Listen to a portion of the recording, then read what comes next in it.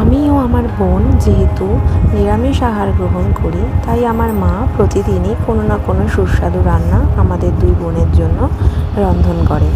আজকে খাবার মেনুতে ছিল লাউ দিয়ে তেঁতুর ডাল, আর তার সাথে ছিল ফুলকপি আলুর তরকারি। তো এখানে আমি একটু পাঁপড়ও নিয়ে নিয়েছিলাম, কারণ আজকে মা ডালের সাথে কোনো ভাজাভুজি করেনি, আর আমার একটু ভাজাভুজি না হলে কেমন একটা খালি খালি লাগে। তো এরপর আমি নিয়ে নিয়েছিলাম ফুলকপি আলুর তরকারি, যেটা কিনা বেশ ঝাল ঝাল হয়েছিল। আর এটা দিয়ে আমি তো পুরো এক থালা ভাত খেয়ে নিয়েছিলাম।